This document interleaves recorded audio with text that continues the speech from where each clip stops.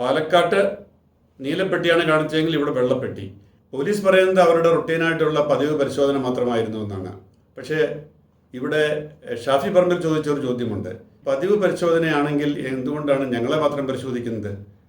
അപ്പോൾ അവർ പറഞ്ഞു ഞങ്ങൾ എല്ലാവരെയും പരിശോധിക്കുന്നുണ്ടെന്ന്.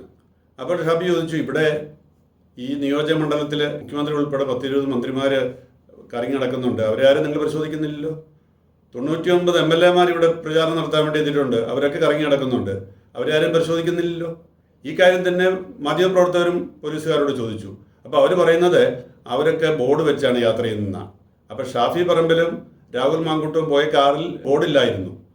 അപ്പോൾ ബോർഡ് വെച്ച കാറുകൾ നിങ്ങൾ പരിശോധിക്കില്ലേ എന്ന് ചോദിച്ചപ്പോൾ, അല്ല ഞങ്ങളെല്ലാം പരിശോധിക്കും, കാരണം ഞങ്ങൾക്ക് അങ്ങനെ ഏതെങ്കിലും കാർ മാത്രമായിട്ട് ഒഴിവാക്കാൻ പറ്റില്ലല്ലോ.